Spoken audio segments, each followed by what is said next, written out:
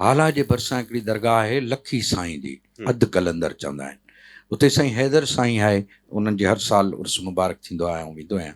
यकीन करी अहिड़ो गादी नशीन, हू चवंदा आहियूं गादी नशीन त आहियां ई कोन, आउं त माना ख़ाक नशीन आहियां, वाह वाह वाह। आउं त मिटी ते इहो वेहण वारो सिंध माण्हू जी आहियां। बख़्श न ऐं इहो यकीन करी हू ज़मीन ते पट ते वेहंदो आहे, हज़ारे दिलियूं ऐं अखियूं हुन जूं मोहबत कंदड़ आहिनि, अक़ीदत कंदड़ आहिनि। हुन को ज़ोरी न मञायो आहे, पर हुन पंहिंजी इज्ज़ आजिज़ी ऐं इनकसारी ऐं पंहिंजे किरदार सां हुननि जे दिलनि में जाइ ठाही आहे। बिलीव कंदो उन जे आस पास जे ॻोठनि में साईं जी ॻाल्हि मशहूरु आहे त को अची रखो साईं जे बारे में ॿुधाए त साईं हीअं चयो पिए, त नंढो वॾो चवंदो जे साईं चयो आहे त पोइ सच हूंदो। अंदाज़ो करियो हिन कचे कूड़ जे दौर में कोई माण्हू कंहिंजे लाइ एॾो ईअं एतबार करे, एॾो उन में हा यकीन हुजे। साईं जे ॻोठ जा सभु पढ़िया लिखिया CSS ऑफिसर बि आहिनि। तव्हां अंदाज़ो करियो, उहो जेको काज थींदो आहे त उन में सभु नंढा वॾा ॿार ॿुढा सभु अची गॾु थींदा आहिनि।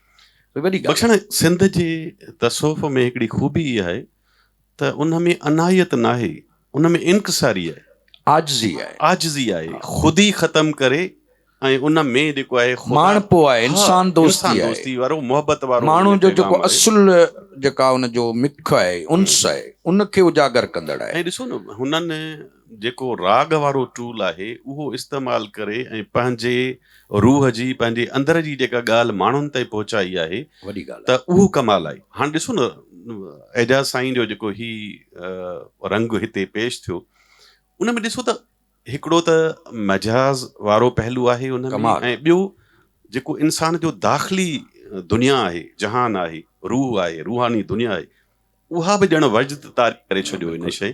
त इहो रंग जेको तसौफ़ जो सिंध में आहे, उहो ई सबबु आहे त अॼु जेका सिंध मौजूदा सिंध आहे उन में तव्हां वटि रवादारी घणी मिलंदी, मोहबत घणी मिलंदी, उनसियत घणी मिलंदी, इंसानियत घणी मिलंदी। जॾहिं त तव्हां ॿी जेको आस पास अखि वताए ॾिसंदो त उते जुनूनियत घणी आहे, सही था चओ, नफ़रत घणी आहे, पसंदी इंतहा पसंदी घणी आहे, लिसानियती घणी आहे।